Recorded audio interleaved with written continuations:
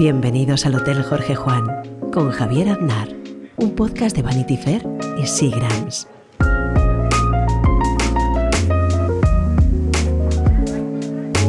Hoy tenemos de invitado en el hotel a Fernando Navarro. ¿Qué tal estás, Fernando? Pues bien, estoy bien bajo la lluvia madrileña, contento de haber venido paseando a tu barrio, que es precioso.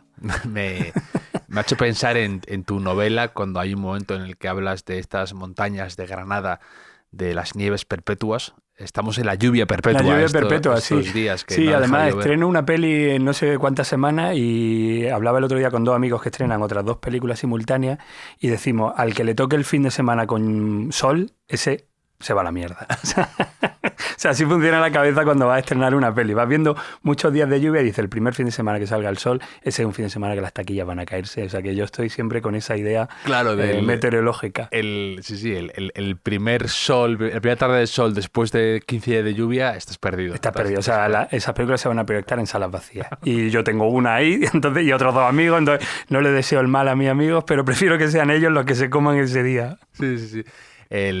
Bueno, acabas de publicar también una novela con Impedimenta que me ha entusiasmado, la verdad. Se llama Crisálida. Muchas gracias. Y me parece un novelón, una historia que no quiero contar mucho porque creo que es mejor que se acerquen a leerlo, a leer la novela, a leer la historia de Crisálida, que es, bueno, básicamente es una niña que despierta en un sanatorio en Granada sin conocer nadie su nombre y comienza a recordar una historia muy bestia y muy salvaje relacionada un poco con su familia y las montañas entre Sierra Nevada y la Alpujarras, ¿no? Sí, ¿no? Y me parece bien lo que dices, que creo que a veces... Yo soy de los que nunca leen la solapa, jamás. Nunca sé nada del libro. O sea, sé si alguien me lo ha recomendado o si de repente, no sé, Vilamata Ray Loriga, alguien dice que hay que leerlo, un clásico o lo que sea. Pero creo que es la mejor manera de llegar a un libro, ¿no? Que no tienen trailers, que eso es lo bonito. Entonces sí, esa niña llega, o sea, despierta en ese sanatorio y empieza a reconstruir más o menos de manera fiable lo que fue su pasado en esas montañas con su familia y a evocar la figura de su padre, que es una figura mitológica. Sí, y creo que todo lo que pueda decir yo es cometer una injusticia con el libro, porque creo que no va a estar a la altura de esa manera que tienes de narrarlo, esa voz tan particular, tan especial, ese estilo. Entonces, contaré brevemente eso, lo que te he contado, y luego que es una novela que para mí habla muy bien sobre los límites, ¿no? En qué punto el romanticismo pasa a ser fanatismo, en qué punto la lucidez pasa a ser locura, en qué punto estamos en realidad o en la ficción, entre la niñez y la adultez, entre el orden y el caos, entre la sociedad y el asilvestramiento, entre la ternura y la violencia y entre el hambre y el hambre. Sí, me gusta mucho. Nadie lo había dicho y no lo había escuchado antes, pero me encanta. Y yo me siento ahí, pero en todo lo que digamos, lo fronterizo, ¿no? Esa que ya incluso de formación, ¿no? El sur tiene algo fronterizo, las músicas que me gustan son mezclas ¿no? Y sí que habla de eso y de el propio título significa eso, ¿no? El momento de llegar a pasar a un estado, al siguiente estado, que a lo mejor no lo logra romper, ¿no? Y sí que me gusta, a mí me gusta la ambigüedad moral. Nunca tengo claro, o sea, el villano es un villano, pero casi siempre quiero identificar qué hay detrás de las cosas que pasan, ¿no? En general, del velo que me oculta la realidad, o lo que tú dices, la realidad, la ficción, ¿no? Todas esas cosas de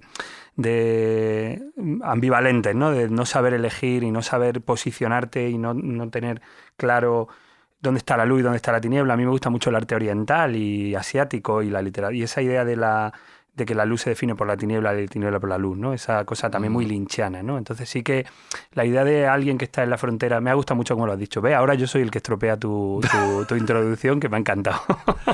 No, pero que creo que tocas esos temas que te interesan, ¿no? La interrupción de la infancia. Sí, ese es mi tema favorito, sí, esa es mi obsesión. La interrupción de la infancia, el robo de la infancia cuando no... Porque a veces voy a interrumpir, pero a veces te lo pueden robar, ¿no? La infancia como paraíso perdido, ¿no? La frase famosísima de Panero de que la infancia se vive y después se sobrevive, ¿no? La búsqueda de una vida que ya nunca se vuelve a parecer a esa vida pura, egoísta a veces o narcisista, pero al mismo tiempo llena de juegos, ¿no? Eso es una cosa que de alguna manera me persigue o persigo tanto en mis gustos, en mis lecturas, como en los gustos de la infancia que conforman las lecturas adultas o a la hora de escribir directamente, ¿no? Hablar y mirar a niños mirando cosas, ¿no? Sí, como a veces eso salía en un principio de una novela de Dominic Dune, ¿no? También Sí. en Libros de la Asteroide, que decía una mujer, decía, nunca supe lo que era la pobreza, lo que fue la pobreza hasta que fui rica, ¿no? Como diciendo, no me daba cuenta cuando Claro. era niña de la pobreza en la que vivía porque no eres consciente, no tienes con qué comparar. Entonces, Claro. ese universo limitado de los niños Sí. es muy fascinante porque por un lado es inmenso por la imaginación que tienen y demás, y luego es al mismo tiempo muy limitado porque un viaje, una excursión te cambia la vida, ¿no? O solo te importa lo que ocurre en tu colegio en ese momento, Sí. ¿no? Tu mundo, los muros son muy claros. Sí, y además, mira, eso que dices de Dominic Nunn también le pasaba a Ballard, ¿no? Que dice que los mejores recuerdos de su vida, y lo dijo hasta la última, ¿no? Hasta su libro autobiográfico final, son en un campo de prisioneros en Japón. Y era una vida de contar los gorgojos de las patatas, que luego reprodujo muy bien la película de Spielberg, de la que soy muy fan, también El Imperio del Sol, ¿no? Esa idea de que el momento más feliz de tu infancia, una época de tu vida, es una infancia con carencia. Creo que es que al ser infancia las carencias dan igual, y pasa también en Dickens y pasa incluso en las propias infancias de cada uno, ¿no? Cualquier cosa se magnifica, se convierte en algo importante, los dolores y la alegría, y no te das cuenta de lo que has perdido hasta que ya dejas de serlo, ¿no? Y ahora, claro, la pregunta que se impone es, ¿tú qué infancia tuviste? ¿Tú fuiste feliz o no? Sí, claro, yo tuve una infancia feliz, con alguna carencia, de la que no voy a profundizar mucho, pero algunas carencias, pero no, al contrario, era una infancia felicísima y cada cosa que me pasaba era buena, o sea, no fue una cosa de miserable, fue una infancia de pobreza más o menos, pero no tengo recuerdos traumáticos de infancia, para nada. ¿En Granada Sí, estuviste? en Granada, al principio en un pueblo, en un par de veranos en una aldea y el resto en la ciudad de Granada, en un barrio muy parecido al barrio donde empieza Crisálida, barrio obrero, así con las carencias de finales de los 80, primeros 90 que tiene cualquier niño de padres con problemas laborales. Y, por ejemplo, creo que hay una cosa que en la novela, en Crisálida, me ha impactado, es que creo que hablas con conocimiento de pues esta especie de familia un poco post-hippie o alocada que se sumerge en las profundidades de la Sierra Granadina. Y me parece interesante que los personajes están muy entrelazados, te los crees. Y entonces yo te quería preguntar si tú has tenido alguna especie de referente en la cabeza para hablar de estas personas que, como tú dices, hay luz en los personajes más sombríos y hay sombras en los personajes más luminosos. Entonces, ¿has tenido alguna referencia? Pues, a ver, por mi oficio de escritor de películas debo poder crear personajes de la nada. Pero, o sea, eso es lo que sí creo que debo... Nunca mejor dicho en este caso. ¿Cómo? Nunca mejor dicho en este caso. Exactamente, de la niña nada. Pero creo que hay una responsabilidad como escritor poder crear personajes. Como escritor de cine, estoy hablando, porque la literatura puede vivir sin personajes, ¿no? Siempre se ha dicho que Pynchon o que Kafka no tienen personajes. Creo que es verdad, pues no son personajes, son gente a la que le pasan cosas, ¿no? En algunos casos. Pero como creador o como escritor de cine tienes que crear personajes porque luego viene un actor, te va a hacer muchas preguntas, entonces tienes que tener todas las respuestas. Pero al margen de esto, que es un poco escapista, para no responderte Te va a llegar el típico actor de método y decir, pero ¿cuál es el background de este siempre personaje? pasa, ¿eh? O sea, tienes que tener todo, tienes que sabértelo todo porque si no te ves vendido, claro, en mesas italianas. Pero ¿en qué colonia usaría mi personaje? Bueno, a mí me encanta eso de... Hay un cuento de Woody Allen que cuenta que un millonario, un señor mayor, presta su casa para hacer una película. Entonces le ofrecen como deferencia que haga un pequeño papel. Entonces él se monta, entonces empieza a creer y no sabe que va a hacer de muerto, ¿no? Tiene que hacer de muerto la película, pero él empieza a decir, pero entonces, ¿cuál es el pasado de este personaje? Su pasado psicológico, y empieza a escribir como la biografía de ese personaje, cuando solo tiene que parecer como un cadáver ahí. Claro, yo de hecho eso lo aprendí escribiendo, ahora te contesto a lo antes, yo eso lo aprendí escribiendo, pero claro, yo como fan, imagínate, de Indiana Jones, ¿no? Tú no piensas que Indiana Jones tenga nada más que las acciones que hace, ¿no? Entonces conforme vas trabajando como guionista, te das cuenta que vienen algunos directores actores y leen tu material y empiezan a hacerte estas preguntas. Pero el actor, el personaje, sus padres, ¿qué relación tenían? Algunos te la hacen, otros no. Entonces te das cuenta y dices, vale, parte de mi trabajo es saber esto, porque si no, no me va a ir bien en este oficio. Entonces rápidamente aprendí, o creo que conseguí las herramientas como escritor para tener defensa y argumentos sobre todos los personajes, fueran secundarios, fueran de reparto, fuera el muerto del cuento de Woody Allen. Pero al margen de eso, y volviendo a La Frontera, creo que estos personajes que digamos que forman parte de Crisálida, forman parte de una realidad que sí he conocido, que es la realidad fronteriza de Granada, que en mitad, finales de los 80... es una ciudad que creo que engendra ese tipo de personajes. Es decir, Granada es una ciudad que tiene una facultad de filosofía y letras muy potente, una generación de poetas y de músicos, como todo el mundo sabe, pero también de wannabes. Es decir, gente que no es músico ni poeta, pero que intenta escribir, que intenta hacer música. Quizá porque la ciudad te lo demanda de algún modo, ¿no? Yo empecé intentando ser músico y intentando ser poeta. En las dos fracasé estrepitosamente. Entonces, creo que los personajes los he conocido y sigo conociéndolos porque siguen siendo personajes de esa ciudad, ¿no? Yo creo que a mí las novelas o los espacios literarios que se abstraen creo que pueden ser interesantes, pero si estás intentando que haya humor o que haya algo más conmovedor o que haya algo más, tienes que situarlo en un sitio. Y estos personajes solo pueden salir de Granada. Entonces sí que hay personajes, ha habido en mi entorno personajes parecidos, he sabido de personajes que no he conocido parecidos y sí que tienen, aunque no hice documentación, simplemente fui acordándome de gente que fui conociendo. Pero muchos son ficción. Pero es verdad, porque lo que dices, me venía a la cabeza ese documental sobre un poco que explora cómo es posible que hayan surgido tantos grupos tan buenos y tan adelantados a su época, incluso en Granada, ¿no? Sí. Todo pasa en Granada. Es posible todo es posible en Granada o algo así, ¿no? Y ahí me venía a la cabeza porque el padre, el pater familia de esta un poco de esta locura que casi roza en secta, ¿no? Sí. Por momentos. Sí. Pues cuentas que empezaba con una guitarrita por ahí en las universidades y demás, y me venía a la cabeza que hay una escena ahí en la que dice alguien, no sé si es Kiki González o Miguel Ríos o alguien así hablando de la escena de Granada, dicen que ellos en la ciudad les impresionaba la cantidad de guitarras que había de gente aficionados tocando por amor al arte, ¿no? Sí, yo creo que en Granada, y no exagero, hay una guitarra por casa.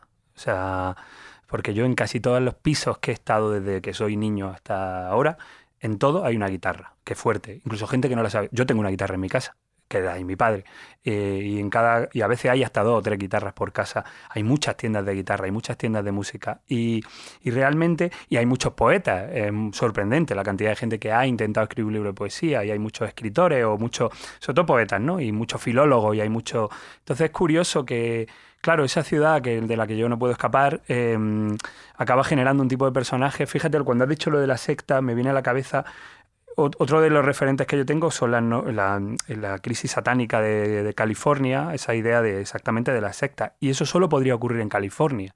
Es decir, ese caldo de cultivo que tiene el hipismo con la idea de la ciudad donde se hace mucho dinero, donde también va mucha gente a buscarse la vida, ¿no? El propio Charles Manson es un personaje que no puede surgir en Minnesota, ni en Nueva York, ni en París, ¿no? Porque es el caldo de cultivo de quiero ser músico, llego aquí, me hago amigo de los Beach Boys. O sea, no lo había dicho en voz alta, pero en esas sensaciones, porque los personajes surgen de sitios, tienen que crearse en sitios, ¿no? Charles Manson solo puede existir en la California post-hippie o pre-hippie, ¿no? Esa idea de yo quiero tocar con los Beach Boys y hacerse amigo de Nick Wilson.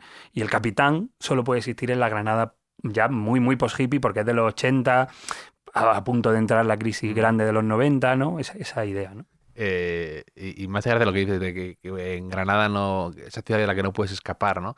Que es un poco. Eso no lo decía Lorca, lo de que de Granada solo se puede escapar por el aire. Por, ¿no? El cielo. Por el cielo. Por Granada, puerto natural de estrellas. Y decía, solo tiene salida por las estrellas. Por las estrellas. Y por eso quizá también la música, ¿no? Porque es la forma que tiene también de. Claro. Porque la voz no hay quien la pare, ¿no? Como decían en Marea, ¿no? La canción, pues al final es como una forma de evasión. Sí, que se abre, ¿no? Es más grande que el aire libre, como decía Mark Simpson en un capítulo. Sí. Y además eso era un verso que luego usó Carlos Cano, que cantó Estrella Morente en el funeral de Enrique, La Habanera Imposible, que dice Granada vive en sí misma tan prisionera que solo tiene salida por las estrellas. Es bonito.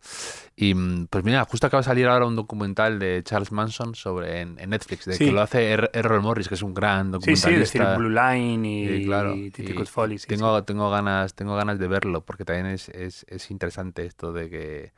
Y aparte me venían a la cabeza muchas referencias también, pues yo qué sé, de a lo mejor de series que... Pues desde Yellow Jackets, que no sé si la has visto. No la he visto, pero Vida de Pi. Sí. Me recordaba El Señor de las Moscas, me recordaba Siempre hemos vivido en el castillo, me recordaba documentales de sectas y todo esto.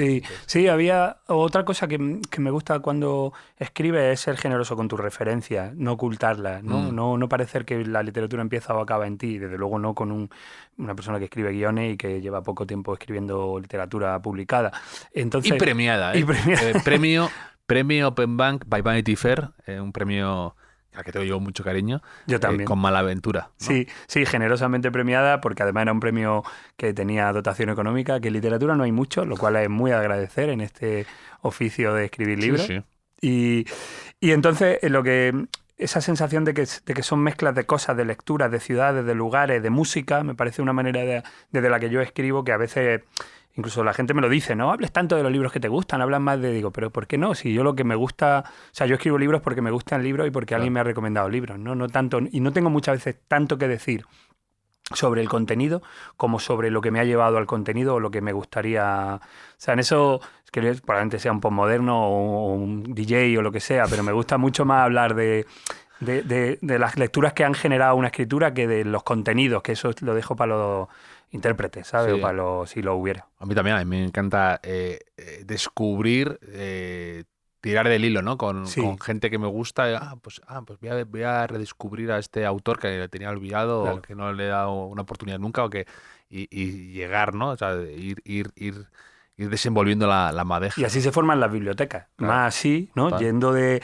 Escuchando a escritores hablar de libros más que pensando en los temas de los que hablan los libros. Yo a veces no sé de lo que van, como hemos dicho antes, de lo que los libros, ni siquiera sé quiénes son, solo que alguien lo ha recomendado, ¿no? El otro día estuve con María Negroni, la poetisa o poeta, ya la palabra me distrae, que decía, ningún escritor escribe sobre un folio en blanco porque está escribiendo sobre una biblioteca, digamos, que todo lo que... Y me encantó cuando dijo eso, ¿no? Reivindicaba el valor de las palabras en una charla que tuvo en el María Pandora, ahí donde presentaron Letras Libres, con Daniel Gascón, y de repente dijo eso, dice, no existe el folio en blanco. Cuando tú estás escribiendo, lo que hay en el folio son todos los libros que has leído, los libros que quieres leer, que me encantó la reflexión, porque fue muy generosa y muy positiva, ¿no? Entonces, cuando no sepas qué escribir, escribe sobre los libros que te gustan, ¿no?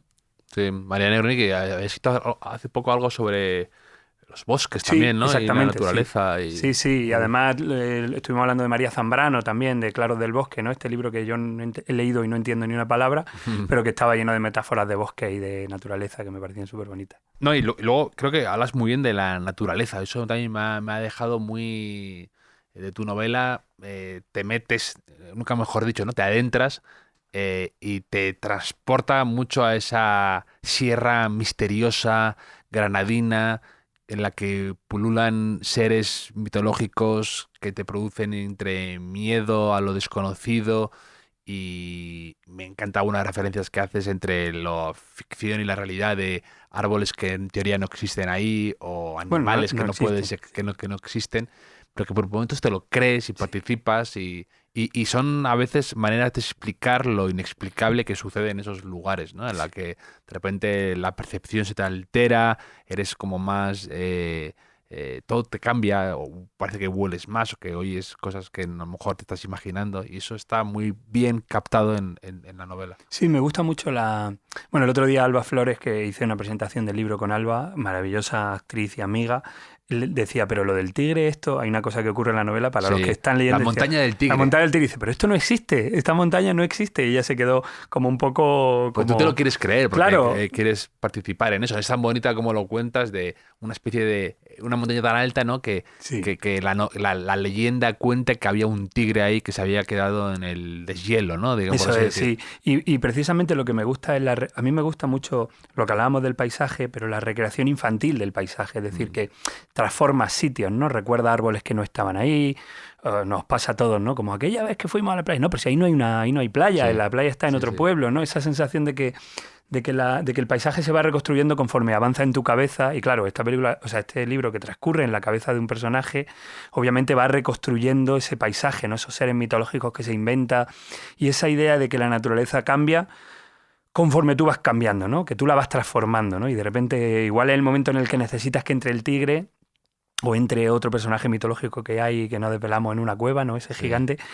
Porque tú necesitas que alguien entre en ese momento, ¿no? Igual no existen o igual existen y tú lo has transformado, ¿no? Y me parece que es muy de los cuentos de hadas, ¿no? La idea de que cuando tú necesitas una aparición mágica, la aparición, ¿no? Se presenta, ¿no? Sí, eso es interesantísimo. A mí me ocurre mucho cuando vuelves a un lugar de tu infancia y te da una especie de vuelco al corazón la sensación de decir, lo recordaba el triple de grande, ¿no? Claro. Cómo cambia, porque tú has crecido, tú has cambiado, tú has visto otras cosas, has podido comparar y lo que en tu cabeza era inmenso, inconmensurable, majestuoso, de repente es una cosa pequeña y que a lo mejor mantiene algo de encanto, pero que tus dimensiones han cambiado. Claro, pero a mí se me ocurren dos cosas. Una, ¿habría que volver a esos sitios o igual es mejor no volver? Y esto me lleva a la siguiente. Es que igual eran de ese tamaño y es la realidad lo que lo ha cambiado. ¿Sabes lo que quiero decir? Sí. Que eran así y la realidad es lo que lo ha vuelto más pequeños, más feos, menos bonitos, más incómodos, ¿no? Entonces yo creo que es verdad que a veces, ¿no? Eso nos pasa a veces con Más películas. viejos, ¿no? Y más Eso es. efectivamente, que tú a lo mejor lo conociste, es verdad, más ahora ha pasado mucho más el tiempo y a lo mejor se lo ha cargado, ¿no? Eso es, claro, eran de otra manera, ¿no? Sí. Porque no es solo que... Y yo creo que también nos pasa con películas o libros que tenemos miedo de volver a ver o a releer porque queremos, ¿no? Tememos que se pierda el primer impacto, ¿no? Decir, joder, es que si esto me cambió tanto la vida, ¿por qué? A todos nos ha pasado, pero me ha decepcionado volverlo a ver esta película, o volver a ver a tal persona, o volver a escuchar tal canción, ¿no? He leído el otro día un libro... he sabido de un libro que se llama Por Siemprismo, de la editorial Caja Negra, de un heredero de Mark Fisher. Yo soy un obsesionado de Mark Fisher. ¿El ajedrecista? No, Mark Fisher, el que escribió el libro de la... Los fantasmas de mi vida, lo bello y lo siniestro. Sí. Eso, este ensayista británico que se suicidó en el 2016, que escribía, era un post-marxista en realidad, pero su parte de estética me interesa mucho. Y un heredero suyo ha escrito un libro que se llama Por Siemprismo, que habla de esa idea que hay ahora de que tenemos acceso a todo nuestros recuerdos de manera inmediata. Ya. Y cómo ha cambiado eso la mente y la manera de sentir y la sensibilidad artística, la sensibilidad, incluso estos son libros ideológicos, pero yo no entro en la ideología. O sea, acuérdate cuando escuchabas o veías los Gremlins en VHS o escuchabas las canciones y no las volvías a poder escuchar a lo mejor en 10 años. Entonces esa sensación... Claro, ahora de tener acceso inmediato a tus recuerdos, ¿no? O no haber hecho una foto, eso me interesa mucho, esa manera en la que la memoria se reconstruye ahora de manera artificial, pero antes se reconstruía mediante la literatura, los recuerdos, ¿no? Es una cosa que me llama mucho la atención. Sí, a mí me parece interesantísimo de lo que dices tú, de cómo nos ha cambiado en muy poco tiempo la tecnología, ha cambiado nuestra manera de... La tecnología ha cambiado también nuestra forma de escribir incluso, ¿no? Muchas veces ocurre que tú no puedes ya contar algo porque todo el mundo lo ha podido ver, ¿no? O sea, Claro, sí, exactamente. La propia mitología de lo Claro. no sé, del cante flamenco, por ponerte un ejemplo, ¿no? Yo fantaseaba con dirigir un documental sobre figuras del flamenco contemporánea y alguien me quitó la idea porque me dijo, pero si están todos filmados, si todo el mundo va a una de estas y está todo en YouTube, Sí. lo tendrán todo en sus móviles. Y tenían razón, mi idea de emular a el rito y geografía del cante o a la película de Edgar Neville, eso, claro, era solo esos artistas solo se podrán ver en esas 2 veces que fueron filmados, ¿no? Entonces ahora que todo está filmado, grabado, recordado, la propia historia de Crisálida, ¿no? Seguramente si transcurriera en la actualidad, que aún te puedes perder en Sierra Nevada, ojo, Claro, aviso, hay sí. mucha gente que se pierde allí y pierde la vida, por desgracia. Te puede pasar que tu padre, entonces todo esté grabado, documentado, tengas vídeos de... No existe el no puedas recordar tu infancia de manera idílica porque la tengas documentada, ¿no? No, pero, por ejemplo, ¿qué cosas relacionadas con el arte o con cultura me han gustado, ¿no? Pues tu novela Crisálida, que transcurre en un sitio casi inaccesible, que es la profundidad de la Sierra de Granada. ¿Qué película muy comentada? cónclave. No sabemos qué ocurre dentro de cuando se va a elegir el nuevo papa. Es muy misterioso. Bob Dylan, la nueva película esta de A Complete Unknown, ¿no? El pasado de una persona misteriosa como Bob Dylan a la que no tenemos acceso, y luego ver un poco cómo en esa época la gente escuchaba música, ¿no? Porque te decían que tú ves el concierto el famoso concierto este de Newport y ves a la gente muy callada. Sí. Pero era porque Bob Dylan era el único que cantaba canciones nuevas, entonces la gente estaba atenta a escuchar la letra, porque claro, no tenían acceso, folk, además, no tenían acceso a ellas. Sí, entonces claro. sigue siendo un poco, pues eso, pero es curioso como lo inaccesible o lo que no puedes tener acceso directo, como dices tú, a los recuerdos o a imágenes, sigue siendo ahora interesante, ¿no? Porque bueno, es que yo, de hecho, para mí, fíjate, lo que no concibo que las cosas no sean misteriosas. O sea, el misterio me parece lo único interesante. Si nos ponemos así un poco, ¿sabes? Radicales, lo único interesante es el misterio. Y eso es lo que tú estás diciendo, ¿no? ¿Qué ocurre detrás de esas paredes? ¿Cómo? Porque todo se está volviendo tan poco misterioso, ¿no? Claro. Yo tengo, como he dicho antes, tengo amigos actores y hay muchos de ellos que me dicen, algunos muy concretos, que no tienen redes sociales. Nada, cero. Y defienden como el joven Papa, ahora que he hablado del Papa, la serie de Sorrentino, lo que más me gustaba de la serie de Sorrentino era... Cuando dice lo de Daft Punk, nadie sabe quiénes son Daft Punk, Salinger y el Papa, ¿no? Eso es. Hay un misterio, ¿no? Y el misterio molaría recuperarlo, ¿no? Parte de lo que yo achaco, yo no tengo redes sociales, parte de lo que le achaco a las redes sociales son que le han quitado el misterio a las cosas. ¿Por qué necesito saber lo que hubiera pensado Roy Orbison o Randy Newman o Franco Battiato en todo momento sobre la muerte de cualquier personaje histórico, ¿no? ¿Por qué tendría, no? RIP, nos hiciste muy felices. ¿Por qué tengo que estar sabiendo lo que están comiendo y dónde están comiendo, ¿no? Me gusta no imaginarlo, o sea, imaginarlo, no saberlo, ¿no? Y recrearlo en mi cabeza o ni siquiera recrearlo porque es tan opaco, ¿no? Esa cosa de... Las gafas de sol no solo te protegen de ti mismo, sino también de la realidad, ¿no? No ver las cosas. Yo creo que la defensa de los misterios, lo misterioso es lo que nunca entiendo de la gente que se expone tanto. Pero, tío, ¿no te das cuenta que ganan más siendo misterioso? Hablando de misterios interesantes, de lo, a lo mejor, de lo inaccesible, te quería preguntar también, porque has sido co-guionista de una película premiada hace poco, segundo premio, muy celebrada, como entusiasta de los planetas, me gustó mucho. Y hablamos tú y yo de esta peli antes de que se empezara. Claro, además coincidimos en Santander. El día que nos conocimos tú y yo. Efectivamente, y estuvimos hablando del proyecto, de cómo ibas, y por eso además me hizo ilusión saber que había tenido mucho éxito de crítica, la iba leyendo, iba siguiéndolo. Cuando ganó el premio, ¿no? Ganó un premio en un festival, ¿no? El Málaga. Ganamos la Vinaga de Oro, sí, mejor película en el Festival de Málaga, que ahora era un año. Sí, justo. Sí. Y fuimos allí un poco a ver qué pasaba y volvimos muy, muy contentos porque era una película que no era una obviedad que fuera premiada. Fuisteis a por cobre y volvisteis con oro, ¿no? Eso. Sí, además recuerdo perfectamente que estábamos todos un poco, bueno, a ver qué opinan, ¿no? Esta película delirante y loca y psicodélica, ¿no? Y muy, muy pasada, a ver cómo se la toman. Y volvimos así tan contentos. Y fue el principio de lo que tú has dicho, un principio de un... Ha sido una película que nos han premiado, hemos el San Jordi, Fotogramas de Plata, la nominación al Forqué, la preselección a los Oscars y bueno, sí, la verdad es que estamos todavía un poco atónitos de todo, si te digo la verdad.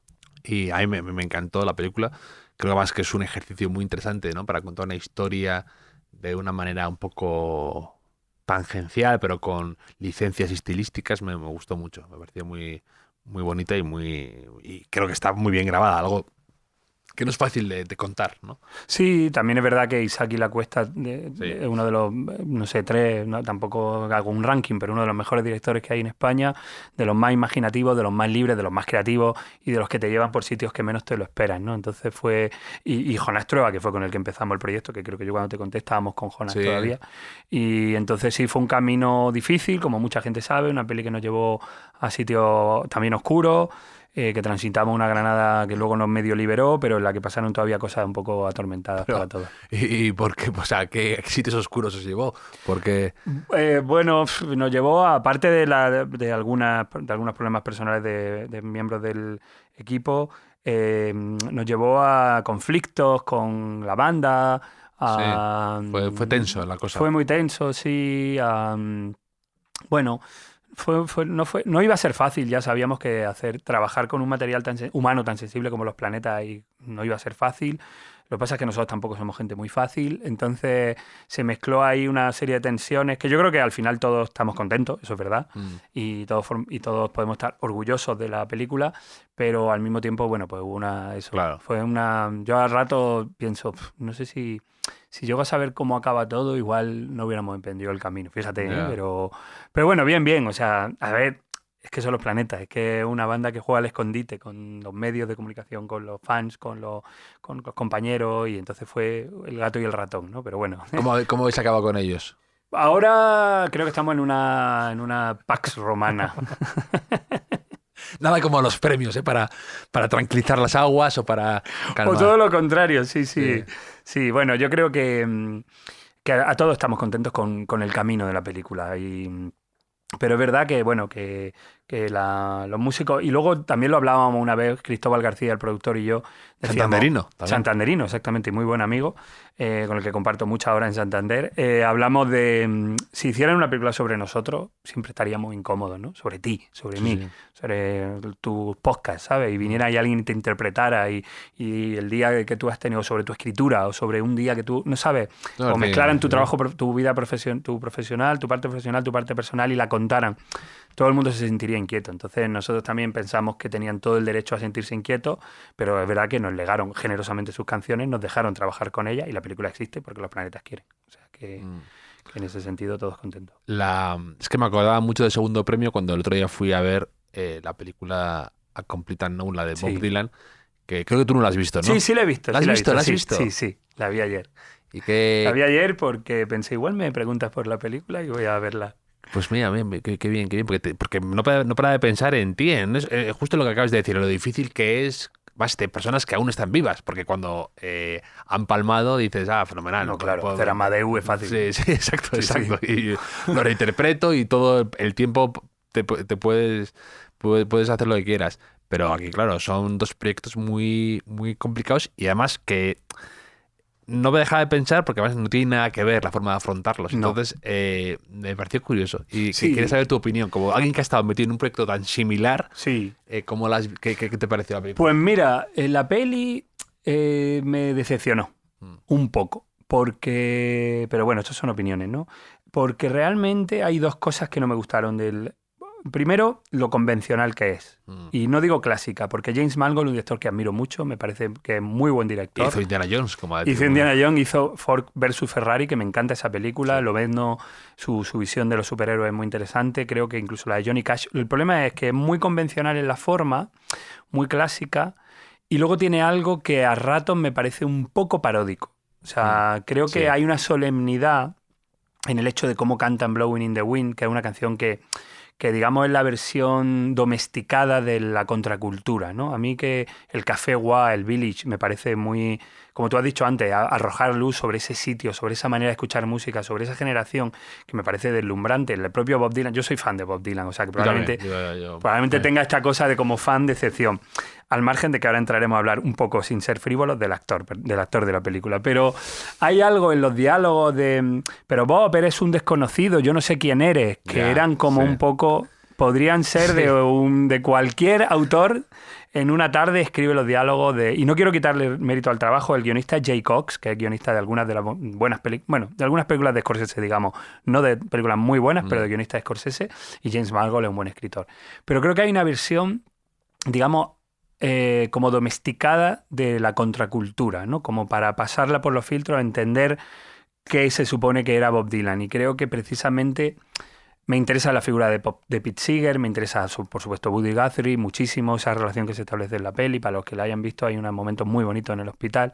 Pero creo que al final no deja de ser de Bob Dylan Red Digest, ¿sabes? Como de la versión comercial, popular de lo que pudo ser Bob Dylan y de ese conflicto en Newport que creo que igual fue más violento de lo que se cuenta, pero han creado un clímax de violencia, hay incluso una pelea que no sé si es real. Entonces, no sé, me quedo como... Ay, no sé. Y luego Timothée Chalamet, por supuesto. A mí estoy de acuerdo un poco... A mí me gustó, pero porque también, pues, en fin, soy... no sé, me pareció, me gustó verla. Sí, bueno, Pero- perdona, dicho esto, en cualquier película que haya un músico, haya música, Sí. gente tocando, cantando de verdad y poniendo discos, me gusta. O sea, sí. esto es poniéndole Sí, ¿no? pero exigente. pero, claro, no, y además eso, tu visión de alguien que ha estado embarcado en un proyecto similar. Entonces, pero a mí hay un par de cosas que no me gustan de la película. Una es que, ¿cómo explicarlo? Seguro que tú me lo entiendes, que sabes a qué me refiero. Hay momentos en los que, o no momentos, toda la película, todo el mundo parece existir y girar alrededor de Bob Dylan. Sí. Y puedo entender que es una figura en la que, pues, que con un carisma especial y que hizo que mucha gente gravitara a su alrededor.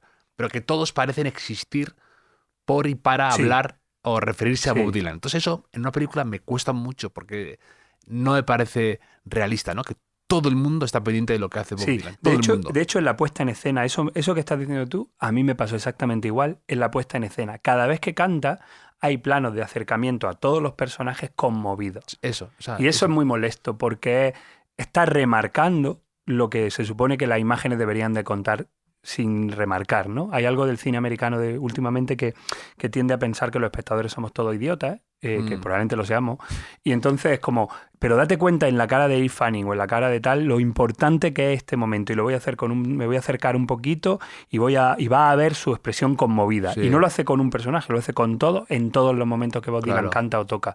Y eso es molesto a nivel de lenguaje. O sea, va por la calle Joan Baez en mitad del caos por la crisis de los misiles y de repente escucha el hilo de voz perfectamente de Bob Dylan cantando en un sótano, ¿no? Sí. Entonces, pero eso es como todo es demasiado perfecto por momentos y que entiendo que es complicado comprimir en 2 horas una vida tan compleja y caleidoscópica como Bob Dylan y toda la gente a su alrededor, ¿no? Sí. Pero hay momentos esos que hay escenas un poco paródicas. Y luego no me gusta esa especie de sensación de triángulo amoroso que hay en la película. Sí. ¿Sabes? Que digo, no me interesa. Sacada No, también de la sí, chistera. no me interesa. Porque- Creo que no era un tema que yo me esperaba ver en la película. Esa especie de triángulo no resuelto. Sí, yo creo que el hecho de que vaya precedida por un logotipo de Fox, Searchlight presenta, ¿no? De una mayor con un discurso muy claro de contentar a todos los espectadores posibles de la película, tienen que tener todo, ¿no? Digamos, amor, y todos tienen que tener un conflicto final muy claro. Y yo creo que eso es lo que yo le achaco a la peli, la falta de osadía formal. Ya. Tanto en lo estético se la podría permitir, pero en lo formal, sobre todo un escritor, hay un momento que él dice, las canciones de autor podrían ser Shakespeare, que dice, venga, hombre. O sea, ¿sabes? Un diálogo e insultante, ese diálogo para alguien que luego ganó el premio Nobel, que seguramente no le interesaba Shakespeare, aunque podría ser que sí, pero hay algo de domesticar la figura a través de la forma, Sí. ¿no? De la forma narrativa, que podría ser mucho más rica. De hecho, a mí me encanta la de Todd Haynes. Sí, con la de Richard Gere, Kate Blanchett, todo esto. Sí, es que como muy- la Bob Dylan interpreta desde una mujer hasta un niño afroamericano, hasta Sí. hasta Christian Bale, que es un actor británico loquísimo, ¿no? O sea, y desde luego el documental de Rolling Thunder, de Martin Scorsese y No Direction Home. Creo que el tema es que probablemente sea tan caleidoscópico el personaje que todos los acercamientos van a ser insatisfactorios. Entonces, porque no están a la altura. Pero vamos, igualmente recomiendo que la gente vea la película y la vea en una sala con sonidaco, porque las canciones brillan y porque es verdad que el trabajo de este actor en vocal, cuando canta, es bastante sorprendente. Te ha costado, te ha Sí, costado. sí, Porque pero no lo soporto. No soportas a Timothée Chalamet. No, es que mi problema con Timothée Chalamet viene por dos lados. Uno, por la infame denuncia que hizo de Woody Allen. A mí también. Eso yo escribí, de hecho, una columna en Vanity Fair. Digo, ¿qué movimientos más rastreo acabas de Sí, hacer? y lo peor es que lo reconoció. Sí. Semanas después dijo, es que mi agente me dijo que Claro. si quería ganar el Oscar.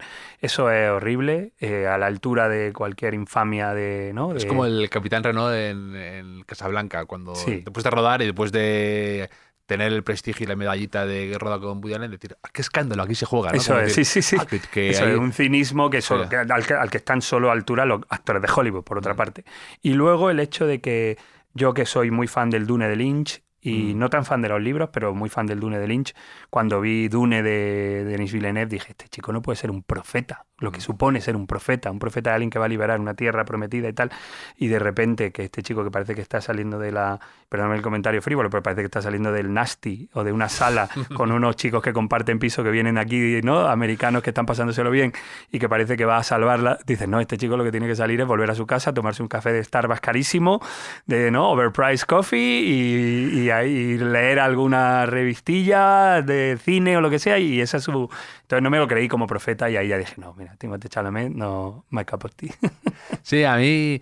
Y ahora pues ha hecho una campaña para los Oscar y ha estado el tío en todos lados y de repente el otro día cuando le dieron el premio y dio ese discurso, la gente lo celebró mucho. A mí me pareció un poco... ¿no? Pretencioso o un poco el de que decía que él buscaba la grandeza y que se comparaba con los grandes atletas, ¿no? No, claro, con es que... Phelps, con Violeta Davis o con mil referentes muy locos, ¿no? Desde Jordan a grandes Claro, artistas, imagínate ¿no? a Paul Newman haciendo ese discurso Sí. o a Jim Hackman, ¿no? Es que, claro, quedan tan en evidencia estas generaciones de actores endiosados porque no llevan a ningún lado, que el Star System se ha venido abajo, que Hollywood se ha venido abajo, ¿no? Tanto en valores como en resultados. Y de repente ve a esta gente dándose tanta importancia, es bastante deprimente. Y luego es verdad que últimamente los Oscar, que nosotros hemos sido muy críticos con los Oscar cuando nos preseleccionaron, decíamos, bueno, los Oscar siempre la peor película es la que gana desde hace ya muchos años. Pero esta cosa de que el Oscar al mejor actor es el Oscar a la mejor imitación. Sí, eso me pone muy nervioso. Es muy, ¿no? Es como... Pero Lo clava. Sí, clava. que en realidad no está tan lejos de lo que podría hacer José Mota haciendo de David Bisbal. Por supuesto. O sea, por supuesto. reconociendo el trabajo de José Mota, es decir, sentarse, ver muchos vídeos de alguien, analizarlo, imitar un poco la voz, ¿no? Y la construcción de un personaje debería de estar por encima de eso. De hecho, añoro personajes originales en el cine, ¿no? Yo muchísimo. Eso es mi gran batalla, ¿no? Yo quiero ver historias originales. Estoy un poco cansado de los biopics estos, un poco... Pero ya llevamos 25 años, ¿no? Sí. Jimmy Fox con Ray Davis, Sí. con mil historias un poco contadas una y otra vez, incluso biopics varias veces hechos, ¿no? Entonces, Sí, vidas ya vividas que tampoco son muy interesantes, pero el personaje nos interesa, ¿no? Yo pienso en, claro, en el Hollywood de Travis, ¿no? De Taxi Driver, es decir, un personaje que surge de la imaginación y de la creación de un autor atormentado como Paul Schrader, que un director y un actor como Robert De Niro construyen y crean desde la nada, ¿no? Sin una foto a la que le recurrir, ¿no? Sin nada, es decir, ¿cómo es Travis? Lo vamos a crear, ¿no? Y añoro... Es horrible añorar otros tiempos pasados, pero sí que me gustaría volver a ver personajes originales y construcciones originales y no estar siempre pendiente de la imitación. Habiendo escrito yo segundo premio, ¿eh? Que decir, tela que no. Pero Sí. es verdad que por lo menos formalmente era osada. O sea, creo que en eso ayer hablaba con un amigo, el Mafo, que hace batería en la película. Hablábamos de esta película y dice, bueno, es que es una versión de TV Movie de Bob Dylan y sus roneos, ¿no? De su manera de hacerse el guay. Dice, segundo premio era mucho mejor. Y digo, pues igual sí. Sí. No, pero me parecía interesante hablar contigo de esto. Y es verdad que a mí ese momento de transición a lo eléctrico, ¿no? Y el gran momento ese de que está mezclado, ¿no? El de Sí. cuando le gritan que realmente es en Manchester, le gritan lo de Judas, Judas. sí. Y dice, I don't believe you. Eso me Sí, encanta. sí, Porque sí. me lo contó una persona que quiero mucho, me enseñó esos discos de Bob Dylan y me explicó la historia y me la incluso noveló. Entonces para mí fue como un descubrimiento casi tardo adolescente, ¿no? Bob Claro. Dylan. Entonces, esa historia creo que es muy bonito, ¿no? A nivel creativo, ¿no? Un poco el saberte desmarcar de la corriente, el atreverte a estar Sí, solo. sí. Lo que cuenta la película es bonito y Sí. ese momento histórico es muy bonito y de hecho lo que más me gusta a mí también es lo que narra, lo que hay detrás, ¿no? La osadía de decir, Claro. te dicen que haga una cosa y vas a hacer la contraria, ¿no? Y eso en la peli, que es un momento genial cuando Al Cooper se sienta al Hammond, ¿no? Al Sí. teclado, sin saber tocar, siendo guitarrista y mete lo que luego será Like a Rolling Stone, ¿no? Dice, bueno, estos son momentos históricos que en el cine todo el mundo se va a mirar cómplice, pero que es verdad que lo que cuenta, que es lo que tú dices, ¿no? El hecho en el que alguien decide irse en dirección contraria a lo que le dicen que vaya, eso es algo chulo de contar. Por eso digo que la contracultura, que es un valor para mí, o sea, decir que no a algo y hacer lo contrario, ¿no? Que lo han hecho Enrique Morente y Camarón y mucha gente, y muchos escritores y muchos cineastas, me parece que sí que es estimulante y es edificante y es bonito contarle a alguien, a la gente, que no haga lo que se supone que tienen que hacer. Pero también yo creo que hubiera buscado una forma más osada para contar algo tan osado. Estoy de acuerdo. Aquí tenemos, Fernando, la tradición del cuestionario Proust. ¿Te parece que te lanza alguna pregunta? Vamos por ella. ¿Cuál dirías que es tu idea de felicidad perfecta? Mi idea de felicidad perfecta sería una tarde de lectura cerca del Cantábrico, probablemente en Santander, para acabarla en la barra de la Bombi, por ejemplo, en una barra de un bar donde me sirvan a lo mejor una copa de champán o de cava o de vino y comer unos bocates frescos o sea, leer cerca del mar y luego, antes de acostarme, tomarme una copa de vino en algún sitio con amigos o solo. Si buscabas el aplauso fácil, lo has conseguido, ¿eh? Sí, es que soy de gusto sencillo, ¿sabes? Lo de champán no me ha quedado muy modesto, pero... No, pero también lo sí, porque celebramos. sé que Fortu de la Bombica, al que tú también conoces, le gusta Sí. mucho el champán y te pone champanes buenos, pero me valdría con un vino peleón también porque me encantan. Qué maravilla lo que acabas de decir de mi ciudad, ¿no? Y de mis recuerdos. ¿Cuál dirías que es tu mayor miedo? Bueno, ahí tengo mucho. Va por épocas, va por rachas. Le tengo mucho miedo al dolor físico y últimamente he desarrollado un miedo a volar que me está paralizando un poco y me impide ir a sitios a los que quiero ir. No me impide todavía, pero se acerca la fecha en la que tendré que hacer viaje y estoy ahí un poco nervioso. Y sé que es un miedo irracional, todos los miedos lo son. Pero me acuerdo que en un programa que hice sobre terror, le preguntaba a mis invitados cuál era su mayor terror. Y me acuerdo que Pedro Casablanc, actor y amigo, me dijo ser devorado por una criatura marina, que me encanta como miedo específico, ¿no? Dije, qué horror, ¿no? Entonces sí, yo no tengo miedos existenciales, digamos, tengo miedo físico. Yo como alguien que ha crecido enfrente de la valla de Santander, tengo mucha obsesión por las criaturas marinas. Siempre, ¿también? Sí, mucha obsesión. No tanto miedo, sino verdadera fascinación. Y lo he comentado una vez con Emilio Mediavilla, de Libros del Cao, que también de Santander, que hay todas las historias de calamares gigantes, de ballenas, de criaturas desconocidas. Todo eso Sí, en el cine lo voy a ver siempre. Sí. Y leer también me gusta mucho. O sea, Deep incluso. Rising, Abyss, todas estas cosas que debajo del Deep mar... Rising, obra maestra. Obra maestra, sí, sí. Las fosas marianas, ¿no? Sí, exactamente. Bueno, Deep Rising muy desconocida. Muy desconocida, pero muy buena me esa gusta. película. A mí me gusta mucho esa peli. En realidad me gustan mucho las películas marítimas también y las criaturas marinas. Yo creo que cualquier cosa... Fíjate, cuando lees sobre muerte, no buscando, sino cuando te acabas encontrando, hay algunas muertes tan horribles que yo paso un momento paralizado pensando no morir así.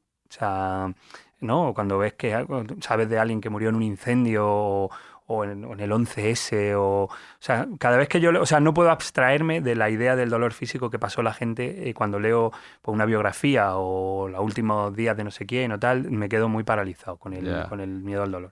Sí, pero Deep Rising, buena. Deep Rising, buena sí, te has quedado ahí pensando en... Buena referencia. Sí, Deep Rising. Que es tiene uno de los gags, para mí, preferidos del cine, que este es un crucero, ¿no? Sí. Está en tal y le ataca una criatura monstruosa llena de tentáculos, y entonces empieza a apoderarse del barco, ¿no? Entonces están escapando de ella y en un ascensor empieza a haber un hilo musical, ¿no? Con una música de fondo. Entonces de repente se escucha un ruido tremebundo, ensordecedor y que te da muchísimo miedo, y de repente dice uno, ¿qué ha sido eso? No, dice uno, ¿qué es eso? ¿No? Y de repente dice uno, la chica de Ipanema. Claro, que estamos hablando de hilo musical. Es verdad, de hecho me acabo de acordar, claro, porque digo, Deep Rising creo que la música era Jerry Goldsmith, un compositor al que admiro muchísimo, creo que el mejor compositor de cine junto con Morricone, y empezaba con unas marimbas que era, claro, que decía, ¿por qué Deep Rising empieza con unas marimbas? Qué raro. Y era porque guiñaba con la música del crucero. Sí, muy buena. No me acuerdo del director, me acordaré. Sí. ¿Y un rasgo que no te guste de ti mismo? También infinito, como los miedos. Pero no voy a hacer lo típico que la gente dice, un rasgo positivo. ¿Sabes? Ya, eso que convertirlo en una virtud. Sí, ¿no? que eso es la hostia. Eso el 80% de las entrevistas, lo que más detestas de ti, mi fidelidad a mi amigo. Que dice, pero bueno, ¿cómo va a ser eso? Mi insobornable perfeccionismo. Exactamente. Soy muy perfeccionista. O cuando me traicionan, no sé qué. No lo sé. Pues la impaciencia, la pereza, pues a veces soy caprichoso, Sí, yo creo que soy impaciente, aunque me he vuelto más paciente con el tiempo, pero no sé, yo creo que tengo el catálogo, o sea, creo que mi única virtud es más o menos el sentido del humor, entonces no podría, todo lo que no sea el sentido del humor, todo lo malo lo tengo. Y por ejemplo, como escritor, que creo que es un oficio y una profesión complicada, ¿cuáles son tus mayores obstáculos? O con lo que tienes que sabes que es lo que más te puede costar a la hora de elaborar una historia o de Técnicamente, técnicamente o incluso te diría, sí, la manera de afrontarlo, que es lo que te cuesta. eh, yo creo que pocas cosas, porque escribo todos los días desde hace muchos años. O sea, no me cuesta escribir, me resulta muy sencillo escribir. En este caso sí me costó, pero me costó encontrar la voz narrativa, encontrar la voz que contaba la historia. La historia la tenía. O sea, ya sabía que quería contar esto del bosque, pero yo creo que... Porque es muy difícil, ¿eh? Porque es muy difícil contar una historia. Creo que además se han cometido grandes, ¿no? Ponerte la voz de una niña de 12 años y que sea auténtica, que no sea...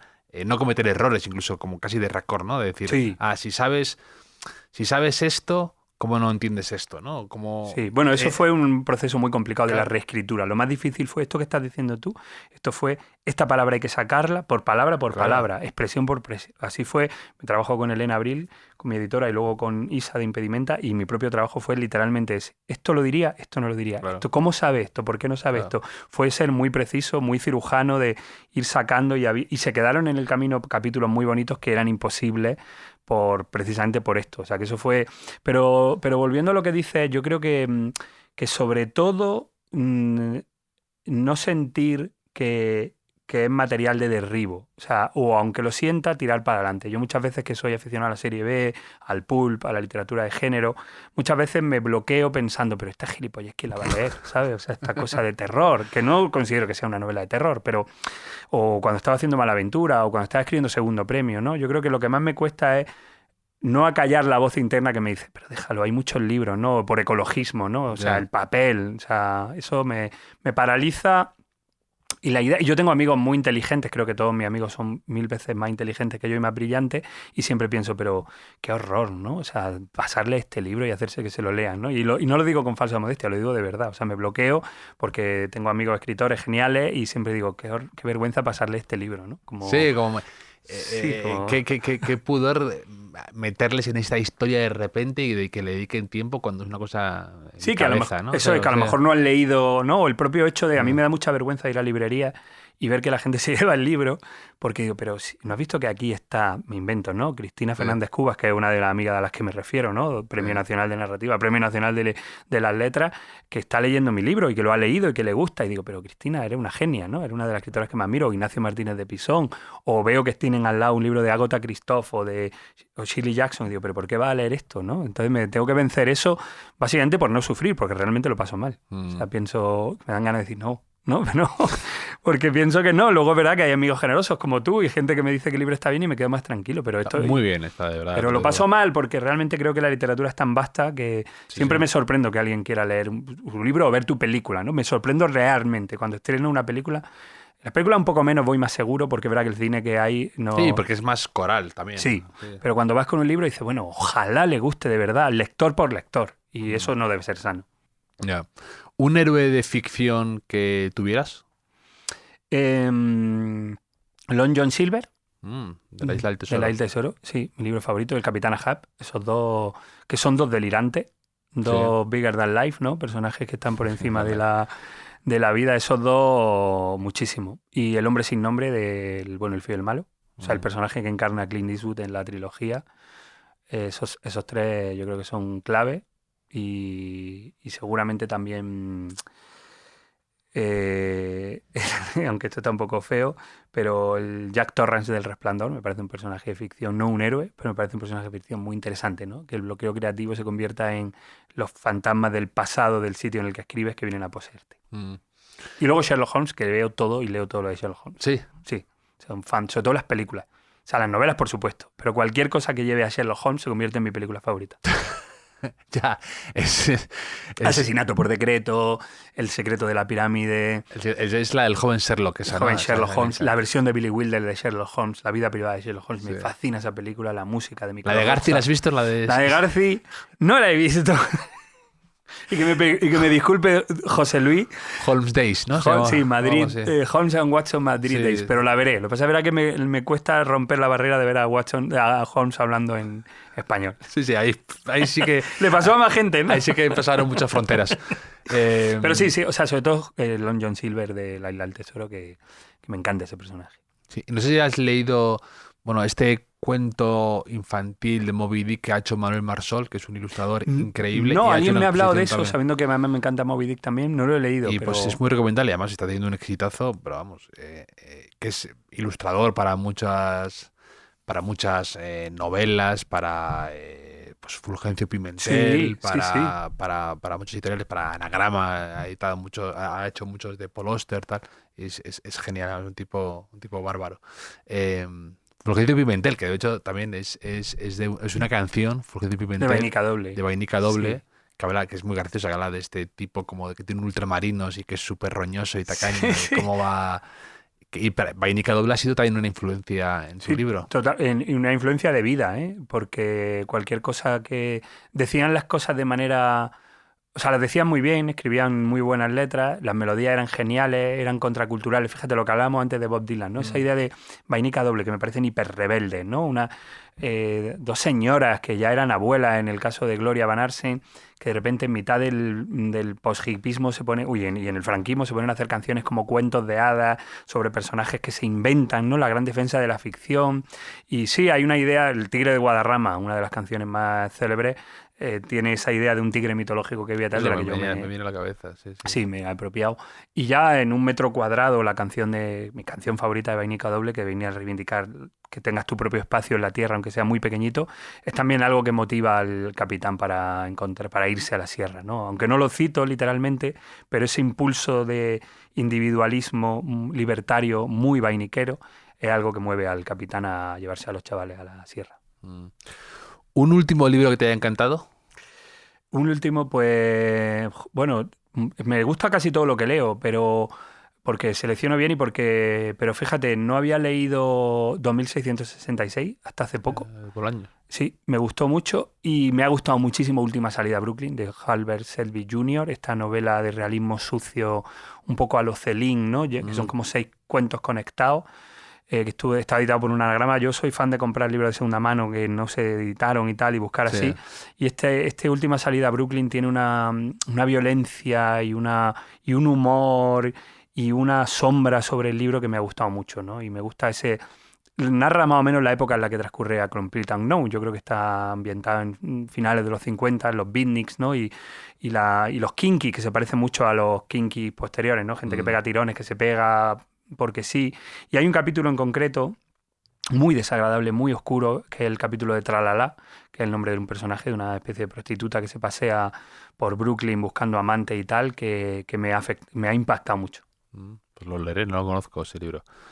¿Un último gran viaje que tengas pendiente o que quieras o que tengas curiosidad por hacer? Pues cualquiera lo que no se vaya viaje en avión, pero... Vas a ser como Dennis Bergkamp, ¿no? Sí, este futbolista que viajaba en barco para no... Tenía que llegar 4 días antes, ¿no? Se perdía entrenamiento. No, a ver, en realidad quiero y voy a viajar a Escocia en tren. Voy a hacer un viaje, voy a llegar a Escocia en tren desde Madrid. Y es un viaje que iba a hacer el año pasado, conectando con varias ciudades. Y mi idea es llegar a Inverness. Eso da para un libro. Sí, Esa travesía. Sí. Además, yo que supuestamente, según mi padre, teníamos en la familia antepasados escoceses, creo que nunca se comprobó, creo que era una de sus fantasías. Mi padre era muy fantasioso y muy trolero y se inventaba muchas cosas. Creo que voy a buscar mi antepasado en Inverness, que es casi la última ciudad que hay en el norte de Escocia, ya llegando a las Highlands. Y me gusta mucho la isla Orcada y todas las islas que hay al norte de Escocia, entonces mi idea es llegar a Escocia en algún momento. Me encanta también... Bueno, mira, otro libro y linkándola. Empecé a leer la trilogía escocesa de Gracie Gibbon, este autor que publicó aquí, que se llama Trota, y su primer libro, Canción del Ocaso, es un libro muy bonito, el libro más influyente, el libro más importante para los escoceses.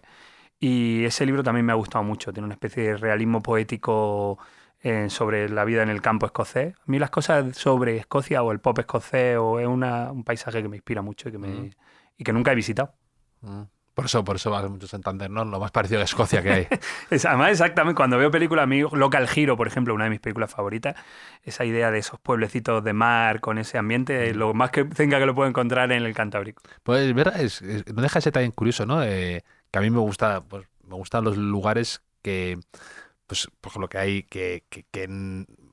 hay mar y el mar está al lado de la montaña, ¿no? Sí. Todo eso me gusta, ¿no? Pues eso también sucede de algún modo también en Granada, ¿no? Que tenéis un poco de todo. Sí. Tenéis desde la nieve y las estaciones de esquí, tenéis costa, tenéis una cosa como más de Andalucía profunda, ¿no? Sí, O sea, Granada es el paisaje en el que tú puedes literalmente esquiar por la mañana y bañarte en el mar a Eso. 40, bueno, menos, a 20 minutos. Sí. Claro, el Parque Natural de Sierra Nevada colinda que ocupa Almería, directamente da al mar. De hecho, lo que impide que Granada tenga un clima más amable es la presencia de ese macizo gigante donde está la montaña del Tigre, pero también está el Mulhacén y la Alcazaba y estas cosas de la sensación de que la sierra se funde con el mar y que el agua del mar y el salitre llega casi a la... ¿no? Es verdad que es muy impactante y le crea a Granada... La naturaleza salvaje está en la ciudad. O sea, tú vas caminando y dejas atrás Granada, te metes en el Sacromonte, que es un monte muy salvaje, lleno de cuevas, de locos, de hippies y de misterio y de donde se escondieron los moriscos, o la propia Alpujarra, que es probablemente el sitio más recóndito que hay en España, porque se parece un poco a la... Bueno, de hecho los Valles Pasiegos fueron, Sí. ¿no? Hay una conexión entre los Valles Pasiegos y Claro, Granada claro, también. pues que hay una conexión ahí. Sí, sí. Y luego también, los tesoros escondidos que hay ahí, ¿no? De la leyenda urbana, no la leyenda mitológica que hay de que escondieron los Moriscos escondieron moriscos, todo el oro, todo, que se todo. cuenta en el libro y que también Sí. se nos decía a nosotros de niños, ¿no? Cuando hacíamos alguna excursión, siempre decían, bueno, esto es tierra de moriscos, porque muchas de las cosas que repite el capitán, o sea, que nada repite Sí, de lo que que decía el capitán, tiene que ver con cosas que nos contaban cuando éramos niños, ¿no? Cuando eres niño en Granada creces con la sombra del pasado árabe, crece literalmente algo que tienes presente desde que te levantas y paseas y ves Sí, la ¿no? Alhambra. La muerte de Lorca y el pasado árabe son dos cosas de las que no puedes escapar. Y una charla de alguien que te haya impresionado, que hayas estado en algún sitio, en alguna presentación, en alguna conferencia, en alguna, incluso una conversación con alguien del mundo del cine o de la música o de la literatura.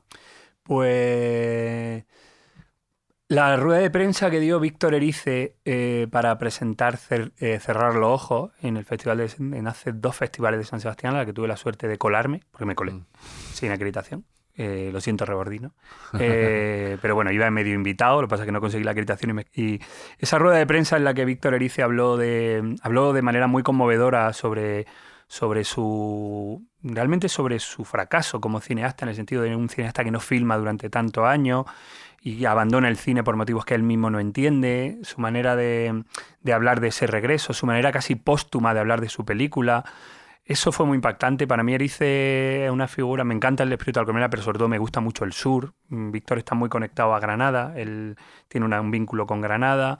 El sur de alguna manera habla de un sur mitológico al que nunca vuelve. Adelaida García Morales, que fue su pareja, y él vivieron en la Alpujarra. Hay algo de los libros de Adelaida. Me siento muy conectado a eso. Y esa rueda de prensa que estaba allí, que no estábamos mucha gente, o sea, había bastante gente, pero quiero decir que fue más o menos privado porque era para prensa y para unos pocos elegidos con suerte. Esa me impactó mucho, me lo pasé muy bien. Y luego cualquier conversación que he tenido con Antonio Arias, de Lagartija Nick, que es la persona que me ha formado, digamos, en la vida y en alguna incluso estaba incluido Enrique Morente, pero sobre todo con Antonio, todo lo que hemos hablado desde eso, Fulcanelli, Dune, el esoterismo, el flamenco, la música, aprender el compás de bulerías. Cuando Antonio Arias me dijo, apréndete el compás de las bulerías, tienes que aprenderlo, es como algo que tienes que aprender. Entonces me enseñó el compás de bulería a Las Palmas, ¿no? Y yo ya o sea, siendo adolescente ya sabía esas cosas gracias a él. Entonces cualquier charla con Antonio también. Sí, que también tiene un punto cuando habla, ¿no? Sí. En el documental se dice, cuando quieren explicar un poco por qué hay tanta...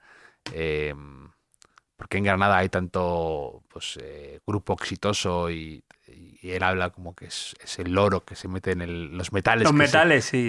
Que bajan por el por el agua Sí. y que entonces te da como, te cambia la ionización. Y Sí, entonces, bueno, él defiende que en Granada hay menos gravedad eso sí, y eso, un eso. día lo demostró. Fue con un amigo del CSIC, del Instituto Geofísico. Hay una app en el móvil que comprueba la gravedad. O sea, todo esto me parece, les resultará a la gente muy absurda. Es muy crisálida también. Y hubo un momento estando yo, lo comprobaron y dijeron, ¿ves? En Granada hay menos gravedad y por eso flotamos un poco más, digamos, estamos menos sujetos a la Tierra y precisamente por eso hacemos más música. Me Una encanta. explicación delirante y maravillosa. Me encanta. Parece incluso la portada esta de los planetas Contra la ley de la gravedad. contra la ley de la gravedad, Claro. como que sale flotando ahí. Sí, sí. De hecho, nosotros, yo creo que esas conversaciones, claro, imagínate, ¿no? Para alguien que tiene 17, 18, 15, 16 años, un adolescente o un posadolescente sale a los bares de Granada y te encuentras con esta gente, ¿no? Que te habla de libros porque te hablaban de libros y te dicen que te leas tal y te habla de su obsesión con la guerra de los mundos, ¿no? Y a ti ya te gusta la ciencia ficción por culpa de Encuentro a la tercera fase y de Alien. Entonces, es muy estimulante y yo creo que me dedico al entretenimiento, ¿no? A la literatura y al cine gracias a esa ciudad y a esas conversaciones. Él lo sabe, pero se lo digo siempre que tengo la ocasión. ¿Un libro que regales mucho? Bueno, por necesidad, Crisálida y Malaventura, pero he regalado mucho Pedro Páramo. Sí, porque me parece que como es breve... Bueno, aquí dice nada menos que Aloma Rodríguez, dice Fernando Navarro es el Juan Rulfo de Granada. Es lo bueno tener amigos generosos, sí. Pedro Páramo lo regala mucho porque creo que es un libro satisfactorio de leer, breve, cuando regala algo que se puede leer rápido, en español, que me gusta, y muy, muy entretenido. Yo creo que, ¿no? Muy misterioso. Pedro Páramo me encanta regalarlo. Y además hay una edición ahora preciosas que han salido. Sí, como con colores. Con ¿no? colores, la bandera de México. Sí, Esas ediciones que además si las encuentro las compro y las regalo rápido. Y El Resplandor. Y El Resplandor. Sí. ¿Un bocado perfecto que tengas? Algo que te lleves a la boca y digas, esto es insuperable ahora mismo. Pues siempre son las gambas o el jamón. O sea, las quisquillas de Motril. Las quisquillas son una gamba pequeña que hay que se pesca mucho en Motril, que tienen mucho coral azul. Sí, es muy, muy bonito además verlas. Sí, son bonitas de ver y cuando Sí. le quitas el coral, tomas el coral. O sea, las quisquillas de Motril así casi cruda. Hay un bar en Granada, el Bar FM. Sí, tiene una plancha maravillosa. Eso es de mi amigo Paco, que a veces las marcas les da, yo creo que le están en la plancha 30 segundos y y luego cualquier jamón con un pan rico con un poco de aceite, o sea, un jamón ibérico, aunque también me vale el jamón de Trevélez, de Granada, de la Alpujarra, con pan me vale. En eso soy de gusto sencillo. Bueno, quisquillas y jamón. Y jamón claro. Bueno, pero que no es una cosa muy elaborada. Sí, También voy a sí. haberte dicho pizza, Pero... Sí. ¿Un olor favorito que tengas? Que también es muy de... Crisálida es muy en eso, no sé si decirlo... Muy sensorial. Sensorial, sí. ¿no? O sensual incluso. Sí, de olores, sensaciones, ruidos, todo eso es muy... Sí, para mí la literatura tiene que ser inmersiva, no siempre, Sí. pero obviamente si está en algo inmersivo, si está en la cabeza de los recuerdos de una niña, creo que es imprescindible que consigas situarte ahí en base a los olores. Que es difícil escribir olores, porque el olor no se puede describir tanto porque tiene que recordarte, ¿no? Pero pues seguramente el olor de los bosques lluviosos de Granada, de esta cosa de los taninos de la tierra, ¿no? En Granada las primaveras y los inviernos suelen ser fríos, entonces hay algo de ese olor de pasear por la sierra, no solo por Sierra Nevada, la Sierra de Huétor, las sierras cercanas, que son de coníferas más bien, pero los abetos Douglas, ¿no? Esta cosa de un poco como olería Twin Peaks, ¿sabes? Sí. Esa idea del olor de cierta humedad de los bosques, ese olor me gusta mucho, que tiene que ver con la lluvia y con la tierra y con la madera, ¿no? Y luego el olor del mar, ¿no? Que es una obviedad, ¿no? Pero el olor fuerte y incluso el olor de una lonja de pescado también me gusta mucho. O sea, las veces que voy a la lonja de pescado, ese olor fuerte me encanta. ¿El primer disco que te compraste con tu dinero? Joder, el primer disco que me compré con mi dinero. No tuve mucho dinero hasta muy tarde, o sea que debe ser un disco tardío, porque casi todos los discos... O el que pediste te regalaran y que ese primer disco que te hizo ilusión tener tú, por convicción personal. Pues creo que el disco que más ilusión me hizo tener es la banda sonora de Twin Peaks Fuego Camina Conmigo, de Angelo Badalamenti, en vinilo, que además eso y la cassette de la banda sonora de Hook, de John Williams, esa cassette me acuerdo perfectamente, pero era una cassette. Y el vinilo o sea, eso tiene que ser en torno a los primeros 90, y eso fue un disco regalado. ¿Y tú Twin Peaks la viste en Telecinco, ¿no? Cuando la pusieron, ¿o no? Twin Peaks la vi en Telecinco, sí, no debería, ¿no? Porque por edad no la debes ver, la ves con 11, 10 años, y la veíamos ahí como un poco de Strange porque era violenta y tal. Y cuando la película salió, nosotros tuvimos la suerte de que en Granada el Cineclub Universitario la trajo una copia de Twin Peaks, Fuego Camina Conmigo, cuando se tenía que haber estrenado, porque no se estrenó en sala o tuvo una distribución muy minoritaria. Entonces la vimos varios amigos de mi barrio, de La Chana, que fuimos allí como un poco, ¿no? La Chana represents, ¿no? Y fuimos y la vimos, claro, nos impactó mucho la película. Yo esa película la admiré desde que la vi la primera vez. Creo que luego la emitió Canal Plus también, y un amigo me la grabó en VHS. Entonces la estuve viendo y la música me volvió totalmente loco. O sea, todo lo que era el universo Twin Peaks musical, creo que de hecho la banda sonora de Twin Peaks en cassette también. O sea, que gira todo en torno a bandas sonoras.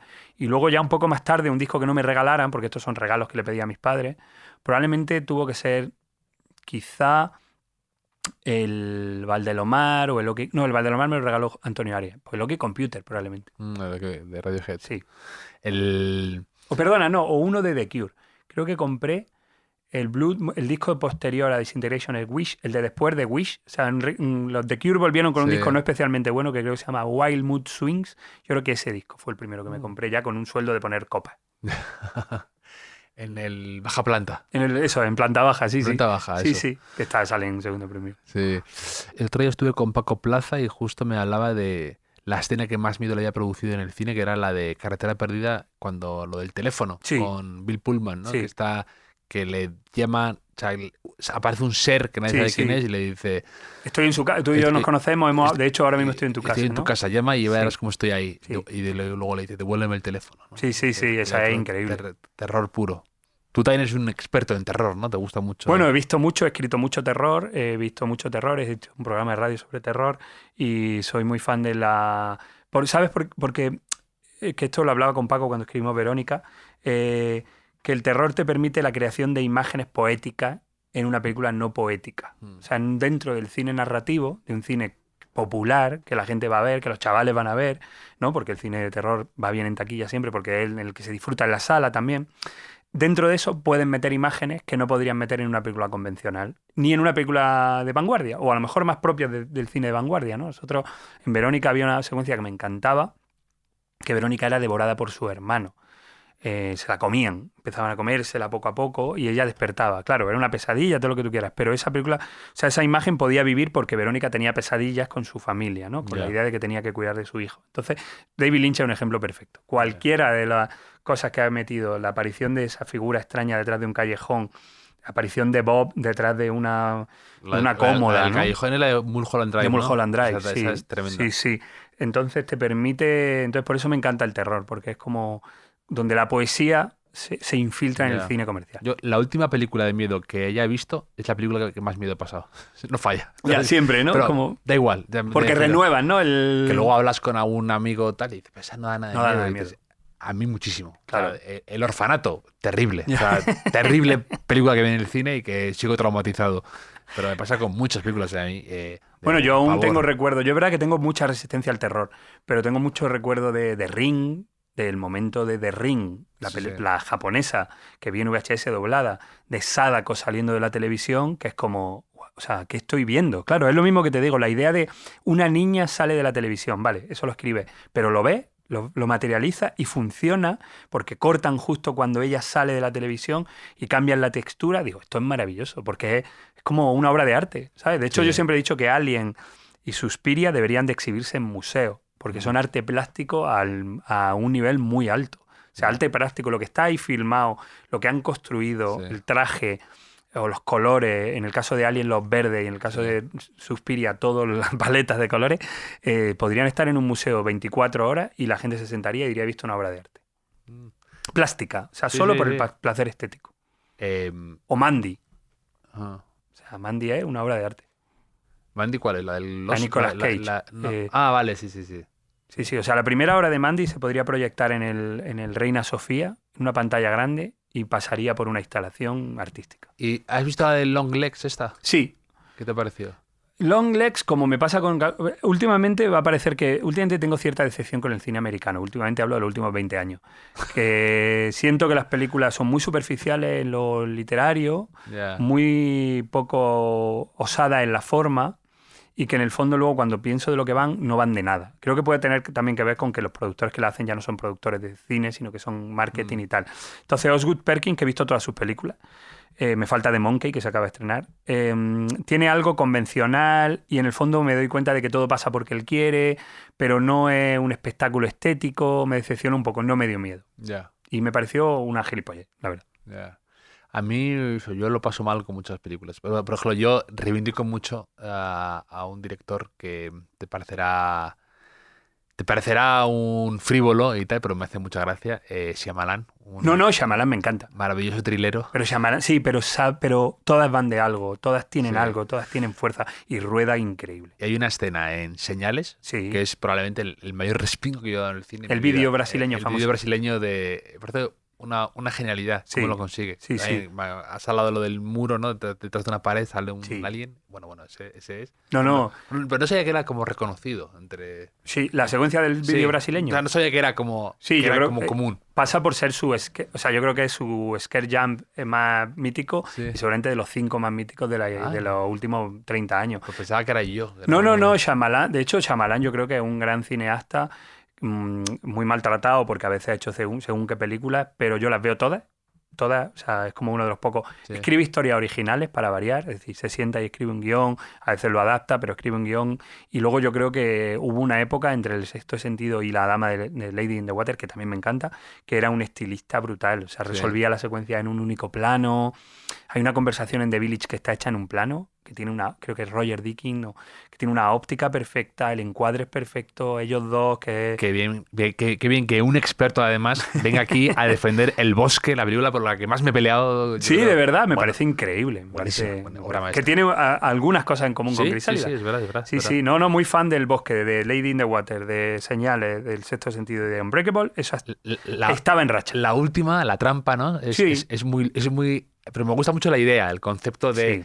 En un concierto como el equivalente a Taylor Swift o Rosalía, hay una especie de emboscada a un asesino en serie porque saben que está ahí por su hija, ¿no? Sí, es que claro, cuando empieza la película y dicen, no será, el prota no puede ser él. Y efectivamente ahí es muy hitchcockiano, ¿no? Que te ponen el punto de vista, quieres que un asesino sobreviva durante al menos 1 hora de película. Bastante fuerte. Yo creo que es un cineasta que el tiempo pondrá en su lugar. O sea que, como a todo, ¿eh? O sea, yo creo que últimamente se valoran mucho las películas en su momento, inmediatamente. Creo que por culpa de las redes sociales, ¿no? Ahora ya... sabemos si es buena o mala. Y yo creo que el cine pone las cosas en su lugar, por suerte. Es decir, Twin Peaks Camina conmigo fue vapuleada en Cannes a gritos y a bucheo. Ahora es un clásico del cine terror. Jeff Franco es el mejor cineasta, el más importante que había en el cine español, junto con Erice probablemente, y ahora está considerado un genio. A Sean Baker le dedica a Nora, la película ganadora del Oscar está dedicada a Jeff Franco. Creo que Nacho Vigalondo... Hay un guiño también hay un guiño en el segundo premio, ¿no? Sí, hay un guiño a Jeff Franco y había una secuencia en la que Jeff Franco era un personaje.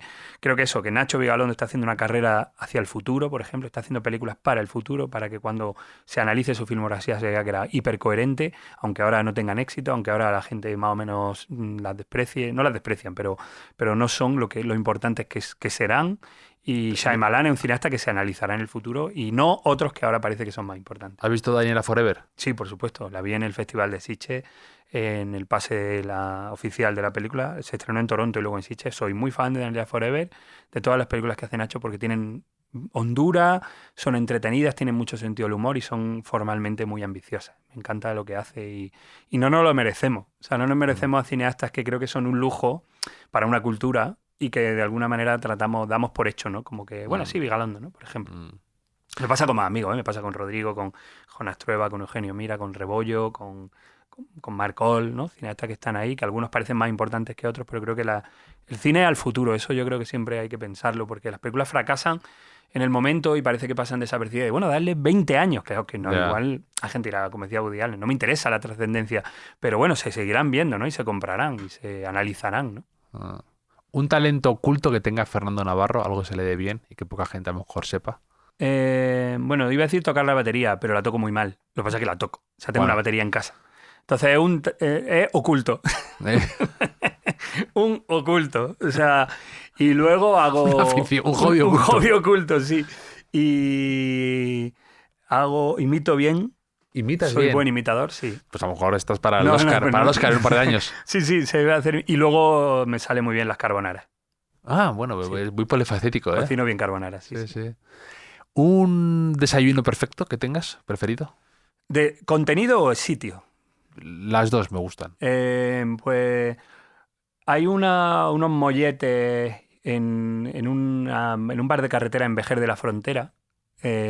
Cuando bajas del pueblo, hay una rotonda ahí donde tienen unos molletes de manteca colorada y unas tostadas de manteca colorada que flipa. O sea, yo me acuerdo que fue un desayuno hiper rico, porque además estábamos bajando en coche, iba acompañado y estuvimos a punto de morir porque la carretera de Vejer es muy estrecha. Entonces estábamos como adelantando y alguien se metió en nuestro carril, fue muy peligroso. Entonces bajamos un poco así nervioso y ese desayuno en esa... Y luego más gente me ha hablado de ese lugar, no porque haya estado a punto de morir, sino porque... Es el mejor, tiene la mejor manera de atracción es el desayuno después de casi morir. Sí, es como en lugar de fui hacia la luz, fui hacia el mollete, ¿no? Entonces ese desayuno de manteca colorada, mollete de manteca colorada en Vejer, me flipa. En TripAdvisor no pero tengo una curva antes de la que casi te matas, que es maravilloso para atraer clientes. Si llega, y luego mucha gente de la ambulancia. Y luego en general el pan con aceite y yo no tomo, y un té, el Grey, así como rico, y fruta. O sea, es lo que suelo desayunar, pero muy frugal. Tampoco soy de huevos ni tal. Aunque es verdad que en México desayunaba... ¿Chilaquiles? Sí, exactamente. Me gustan los chilaquiles para desayunar. Maravilloso. Eso te arregla el día. Te arregla el día. Solo puede ir a peor. Del día. Exactamente. Los chilaquiles. Y luego el desayuno muniqués, que es un pretzel recién cocinado, salchicha y cerveza, que lo toman en Múnich. Yo una época pasé temporada en Múnich y ese desayuno me flipaba, la verdad. Porque no por la parte alcohólica, yo no soy especialmente bebedor, sino porque realmente daba una fuerza. O sea, eras capaz de cualquier cosa. Y además era una pinta, o sea, era un litro de cerveza de trigo, una Paulaner o una cerveza de estas de Abadía, con el pretzel y la salchicha, y era brutal. El otro día, no sé si viste esto, que se ha hecho viral, de un programa de televisión alemana que consiste en cortar cosas simétricamente. Entonces, un pretzel, un concurso de quien corta el pretzel con la mayor precisión. Entonces luego lo pesan a ver si es perfectamente 50%. ¿Verdad? Lo ves y dices, es absurdo y a la vez emocionante, ¿no? Sí, de hecho no lo he visto, pero estoy deseando verlo porque digo, ¿cómo lo conseguirán? Pero usan un cuchillo. Sí, un cuchillo, entonces tienen que calcularlo. Claro, el pretzel, al ser de una forma, tú no sabes. Es muy regular, ¿no? Claro, tú no sabes qué parte está, entonces tienen que medirlo y lo hacen. Es como... Muy... Y luego se lo comen, lo untan de mantequilla, que además es lo que hacen. No, lo dejan ahí como, yo creo, como que indultan al pretzel, ¿no? ¿Qué es lo último que has hecho porque sí? O sea, sin pensarlo, porque te apeteció, porque te dio la gana. Algo que hiciste porque sí. La verdad es que todo lo hago o sea, no lo hago todo por un motivo, pero es verdad que últimamente no tengo mucho tiempo de ocio. Pero lo último que hice porque sí... Bueno, lo último que hice porque sí fue dejar de ir a un sitio muy importante al que tenía que ir y hacer un maridaje de sake y sushi y nigiri en un sitio muy especial, una especie de barra izakaya de estas. Me encanta. Que no tenía que hacerlo, carísimo, desproporcionado, y que me impidió ir a un sitio donde me esperaban. No dejé de ir, o sea, avisé que no iba, pero tomé una decisión. Sí. Bueno, la noche de los Goya, en lugar de irme a los Goya, me fui a comer sashimi en un sitio. Me parece una genialidad. Ahorrarte esa gala, que me parece un poco infumable, sinceramente. No por, ¿sabes? Sino, me parece coñazo de gala. Sí, no estoy muy... O sea, no, los premios en general no me Sí, interesan sí, mucho sí. y los premios son muy accidentales, ¿no? Y eso no quita que... Salvo cuando te da... Cuando el te dan Vanity Fair perras, y Open cuando te Bank, untan, cuando te untan sí te vienen bien, pero cuando son premios a mayor gloria del ego, Sí. prefiero darme una alegría. Entonces esto fue lo que hice. ¿No has visto este discurso de Jerry Seinfeld sobre los premios? Es maravilloso. O sea, Sí. ¿es reciente o porque me flipa Jerry Seinfeld? De hace unos años, que él habla como... Le dan un premio por su trayectoria, por un premio al mejor cómico, no sé qué, y él como que empieza a decir que es absurdo. Hasta a mí te va a gustar mucho porque como es un elogio de... Dice, a mí realmente lo que me gusta estar es ahí con la gente que se está riendo entre bambalinas, Claro. y un poco escribiendo algo, dando... Te va a gustar. Sí, es que hay algo, ¿no? El no estar en sitio, que de hecho es de lo que iba parte del segundo premio, cuando Mai decide no estar. Y Bob Dylan, ¿eh? Y Bob Dylan, exactamente, lo de que me hace gracia, ¿no? Que acaba Complete Unknown y la última es que no atendió, el chiste, digamos, del final es que no fue a la ceremonia de los Nobel, ¿no? No ir a sitios, pero no como un acto de desprecio, sino como un acto de libertad. Es decir, yo estoy mejor en otro lado. Siempre me ha parecido súper reivindicable y muy envidiable, ¿no? Y yo aún tengo WhatsApp como la última frontera, pero hay amigos míos que no tienen WhatsApp y que no van a sitios y a los que envidio mucho. De hecho, son muy vainiqueros, ¿no? Vainica doble que dejaron de actuar pero no por un desprecio, insisto, como una actitud de decidir estar en otras cosas que son más importantes para ti. Y de luego ese día para mí era más importante tomar litros de sake. Verlo desde la distancia también está bien, Sí, ¿no? sí. Pues no es indiferencia ni desprecio, es preferir estar en otro lugar. Sí, eso, elegir tú el lugar también donde tienes que estar y que muchas veces no puedes estar. Yo, una tontería, fui a la Feria de Abril una única vez en mi vida, porque yo vivía en Sevilla y me invitaron y nunca había estado y tal, entonces... Muy nómada eres tú, ¿eh? Sí. Has estado viviendo en muchos sitios. Y entonces yo fui como yo voy vestido, ¿no? En vaqueros, camiseta y tal, era abril, hacía calor, no llovió en esa feria. Y había allí gente que estaba allí y decía, pero ¿por qué está aquí, no? Y dije, pero si es vuestra caseta, ¿por qué estáis vosotros? Y dice, bueno, porque tenemos que estar, ¿no? Entonces me di cuenta de que dije, joder, qué putada cuando tienes que estar en un sitio en el que no quieres estar, ¿no? Entonces, obviamente hay sitios en los que la responsabilidad te llama a estar, pero si puedes tomar la decisión y nadie sale perjudicado, decidir dónde estar es una de las mejores cosas que hay. Estoy totalmente de acuerdo. ¿Cuál dirías que es tu estado de ánimo actual?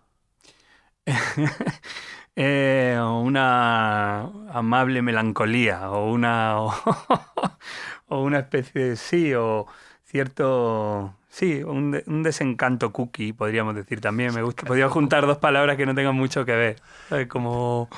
O también cierto, un enfado amable también. O sea, estoy un poco más enfadado de lo que me gustaría en general y un poco más melancólico de lo que yo suelo ser, pero soy gracioso, o sea, me lo tomo con humor. Entonces no es depresivo, no es peligroso ni para mí ni para mi integridad física, simplemente me gustaría estar, pero supongo que es el paso del tiempo.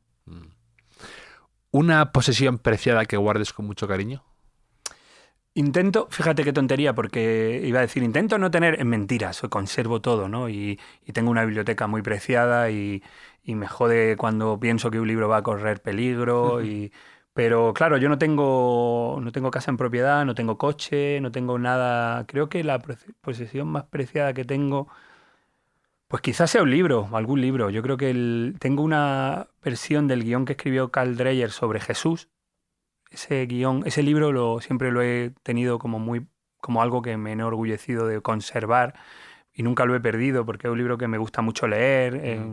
Yo no soy católico, pero me gusta mucho leer ese libro. Y luego este anillo. Sí, te lo iba a decir, estaba pensando antes que también te lo vi en Santander también. Sí, este anillo que llevo de la herradura y este San Benito que llevo colgado también, es una figura de San Benito. Estas cositas que la llevo conmigo. ¿Un punto de inflexión en tu vida, un momento en que cambió algo, una decisión, un instante que tú notaras que la trayectoria cambió? Vital, probablemente decidir no dirigir. O sea, yo tenía un proyecto de cortometraje como director antes de escribir cualquier guión. Entonces, en un momento dado tuve algún problema con la producción o no se veía claro y tal, y decidí no hacerlo. Y decidí, yo creo que no hacer ese corto fue un momento porque me encaminó hacia la escritura profesional de guiones en una época en la que no había tanta gente queriendo ser solo guionista, ¿no? La gente y sobre todo en España que casi siempre la industria ha tendido al cine de autor, ¿no? Carlos Saura, Víctor Erice, Almodóvar, todos han escrito su propio material. Entonces, no había muchos guionistas que solo quisieran ser guionistas. Entonces, yo creo que el momento en el que decidí no dirigir fue un momento importante. Es interesante porque es decidir no estar en un lugar. Eso es. No despreciarlo, pero no estar. Elegir no estar. Sí, elegir no ser lo que se supone que tiene que ser. Y ese casi seguro. Y luego, pues mira, casi siempre han sido elegir no hacer según qué cosa. Un momento en que elegí no formar parte de, no estar de cara, o sea, no presentar unos premios que me propusieron presentar cuando estaba haciendo radio, no aceptar un trabajo de cara, o sea, un momento en el que podría haber, digamos, tenido un perfil público, entre comillas, en el underground o en el indie, y decidí seguir escribiendo. Y profesionalmente yo creo que Verónica y Segundo Premio como película y probablemente ahora Crisálida hayan sido pequeños puntos de inflexión en la carrera.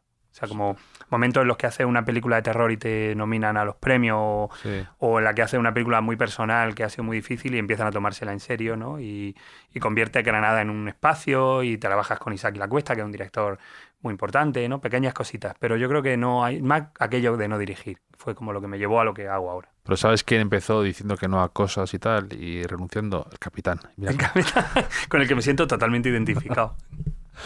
Y para acabar, un lema que tengas presente de algún modo en tu vida o un consejo que te des a ti mismo o que compartas con gente o que podría estar en tu estudio de trabajo o que podría de algún modo ser el título de una conferencia que dieras o de un taller literario o algo así. Una frase que te guste, tener presente. Me gusta esto de, o sea, la letra entera de 1 metro cuadrado de vainica doble, ¿no? 1 metro cuadrado de tierra es bastante...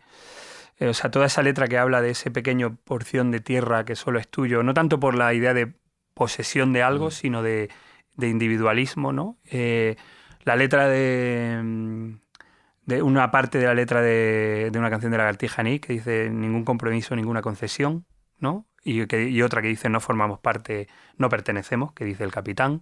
Casi siempre en letras de canciones de amigos o de gente conocida en español. Hay una cosa de Gabinete Calicari que me gusta mucho en La fuerza de la costumbre, ¿no? Desde pequeño acostumbré a nunca preguntar por qué, despreciando tanto los premios como el castigo. Esa parte me gusta mucho, una letra de...